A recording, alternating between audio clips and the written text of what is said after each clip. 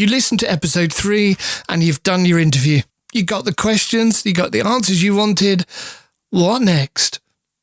You stick it in your podcast, edited slightly, just as it was when you recorded it. Stop! You're making a mistake. I'm about to show you the tricks of the trade of editing to create powerful podcast interviews that make a difference. It's episode 8. Learn to edit interviews like a pro. This is Radio Skills for Podcasters. Learn the secrets of the radio industry. Create powerful podcasts.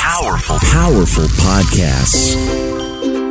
My name is Kevin Field, and I share my tips, tricks, and skills gained from a career of working in the radio industry. Get ready to unlock your potential and create powerful podcasts. So many podcasts these days include interviews. In fact, a lot of podcasts are just interviews. Hello, welcome, we've got an interview. In episode 3, we looked at the skills of good interviewing. I provided techniques that help you get the winning content out of your interviewee.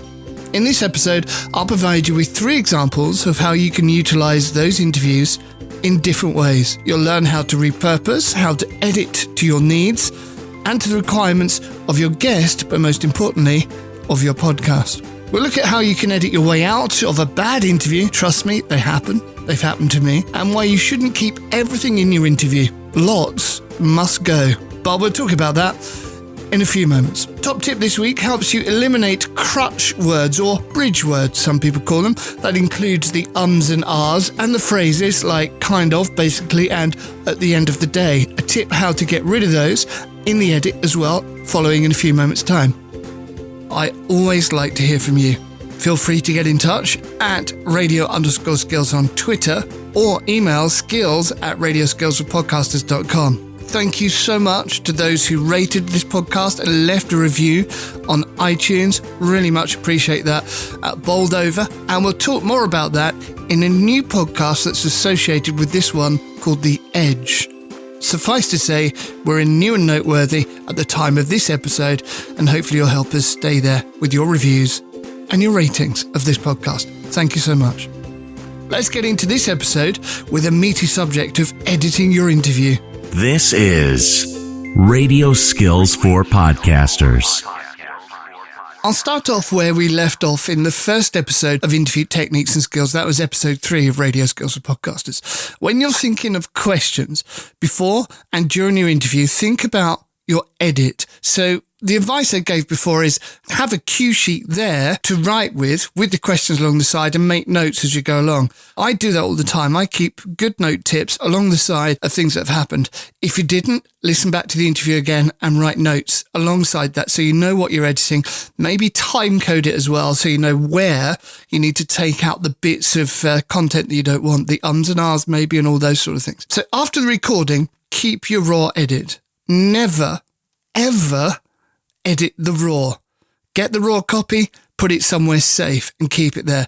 Edit a copy of your raw edit. So many people make this mistake. Oh, I edited the original. Oh, I can't take it back. Edit a copy of the raw. Always make sure you have good file structure as well. A neat file structure for your podcast is important anyway. If it's RS episode 1, for me, for example, Radio Skills for Podcasters episode 1, everything is in episode 1 folder. Interviews, anything I do for it is in episode 1 folder. So make sure you do that as well. And edit soon afterwards. Always edit as soon as possible, really. It's fresh, you remember it, you know exactly what's happened, then just edit it there and then. What to do in the edit? Well, there's all sorts of different things to do. I'm going to give 3 tips in a minute, but some of the tips around that, the periphery of those 3 tips, some of the things you can do. Breaths. A lot of people ask about breaths. Oh, my breaths don't sound natural. And it's true, they don't. And there's a reason they sound unnatural in a podcast. And lots of people worry about this when they're recording. Oh, they've got breaths, they pop, they click. We'll talk about that in a minute as well. But the breath thing, they sound louder because we're compressing the audio. We're using signal processing to make it sound louder to the ear in Adobe Audition or Audacity or whatever Reaper. You make it sound louder. So what I often do is, instead of removing lots and lots of breaths, because it really can make it sound unnatural, it can make your interview, unless you want it to sound this way, very hard, like a hard edit straight after each other. And you really don't want that. So what I tend to do is I go through the podcast and I turn down the volume of those breaths, because then when I add processing on later, the compression doesn't pull them up as much as the voice. See, the compression, what it does is it pulls up everything so it's a similar level. So don't hard edit. Don't get rid of the breaths out. Leave them in, but make them quieter before you do any other signal processing. And the other thing is, leave some in that you want, there's dramatic sighs or pauses in there. Then you can leave those in. Another thing to consider is the order of things. You don't have to have it exactly as the order it came out. So when you recorded, you may have asked 2 or 3 different versions or ways to get an answer to a question. It means you don't have to deliver it exactly the same way. Deliver it slightly differently. Make it work for your podcast. Ums, ahs, and crutches. In natural conversations, almost everyone uses a crutch. The natural ums and ahs. So I think, that sort of thing. People use crutch words as well. However, they can be incredibly annoying when you're listening to key points made by an interviewee. Radio research shows that too many crutches are a real turn-off for a listener unless it's someone you really know who does them, like Frank Bruno or someone like that. Even as presenters and hosts, we fall foul to that ourselves. Radio presenters often use the word now or next, coming up next, instead of being a bit more creative with their offer to the listener. They just say, Michael Jackson coming up next. Really boring. Try and be a bit more creative in the originality rather than just the edit. But you can edit these out. And in our top tips, I talk about eradicating them completely from your presentation technique. There's also plosives. Now, plosive is the name for the I left that in on purpose on the microphone. When you speak too hard into the diaphragm of the microphone, what happens is your words hit the microphone too hard. It hits the back of the diaphragm and creates noise. You often get it from P's, T's, K's. Mike Russell on YouTube shows you how to get rid of plosives in the edit screen and pops and clicks and all that sort of thing if you're using Adobe Audition. Pop onto the show notes of this podcast, radioskillsforpodcasters.com, to find a direct link to Mike Russell's YouTube video. Watch it. It's worth picking it up and knowing. Next thing to consider is removing clutter. There is clutter in every interview. There's so many things that you just don't need. For example, do you need all the introductions? Hello, how are you? Fine. You? Yes, I'm not. And it just, the listener is tuning into your podcast to listen to that person give the great advice that changes their life, that solves the pain. So give them that. So let's look at the actual edited finished piece. What are you trying to achieve with it? That's the question you have to ask. Don't ever put the whole thing out in one. You want to keep your listener engaged. So filling up with repetition, unless it's needed, and you as an interviewer, if you're repeating what they've said, that's a bit of madness as well, because they've just said it. What's the point of you saying it again? You should never just put it out as it is. I'm going to give you here 3 examples of how you could make use of your interview audio and how you could edit it ready for your podcast. The first thing is the as live option. The idea of this is to create the interview as if it's live in your podcast right now, as if they've called in right there and they're there ready on your podcast. No one knows that it's been recorded at a different time. It's all been done there and then at the exact time you're recording the podcast. So how do we do this? First off is you need to create a cue. Now, we talked about creating a cue in the interview skills in episode 3. If your introduction for your guest has been the same and is the same, that's fine, but it's about revoicing it to get that live feel. Perhaps a short biog, informing the listener why they're important to your podcast and important to them and what they have to offer. Remember, think listener. Why should they care about this person coming on your podcast? It's not just to massage your ego, and it's not just a conveyor belt of people. Give a reason for that person being in your podcast for your introduction. The idea of a cue and an introduction is it gets rid of all the hello, how are you, I'm all right, and all that, because people don't want to hear that, just want to get into the interview. They want to hear the body of what you're doing. They add nothing into your podcast and waste important time. Time is precious. You're competing against other podcasts and traditional radio and other media. So you do your biog intro and then you go, Janet Murray, welcome to the podcast. Janet says hello. And then, Janet, why do you think it's important that small businesses can manage their own PR and you're off and underway. So then you can let the interview flow, removing repetition, naturally shortening answers and questions, and removing clutter. Don't forget to add in a reprise at the end of the interview on why Janet was there and what the listener has learnt from Janet. Also, don't forget to include the listener and close the circle.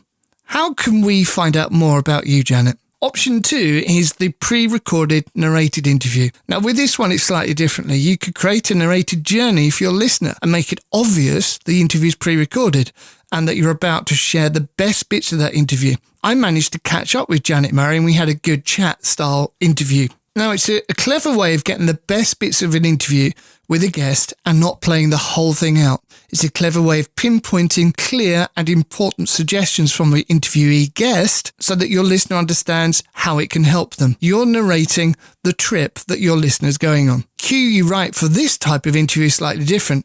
Again, you create a bio piece about the guest, and then in your cue setup, it would say something like, I began by asking Janet why she thinks anyone can do their own PR. And then naturally, Janet's answers would come back. This style of interview enables you to add comment and support throughout the interview process. So it becomes a narrated journey. You could reinforce your guest answers. You could use call to actions to get your listener to act on other content or go to websites, all of that sort of stuff. You can also weave in other people's answers, providing more depth than just the initial interview. Option 3 is the double header or more interview. Sometimes you get the opportunity to interview more than one person. You can do this with 2 or more on the line, or you could interview 2 different people at different times, then edit the answers to your questions together to make one interview. Remember, in double headers, keep control of the interview. The key is to use the person's name to allow them to speak. John, how do you feel about this? What do you think, Sarah? Direct the questions to the right person. Please don't leave it to who would like to go first or take charge. You take charge. It's your interview. Remember, names enable the listener to understand who is talking. Again, you write a cue for this style of interview, and it needs to outline who's in the piece and what they bring to the table. Happy editing. Learn the secrets of the radio industry. Radio skills for podcasters. And if you need any other advice for your edit, or if I've missed anything out, I'd like to hear from you. If you have a question about podcast skills and you'd like me to talk about them in this podcast, simply get in touch. skills@radioskillsforpodcasters.com or at radio_skills on Twitter. Today's top tip, crutch words.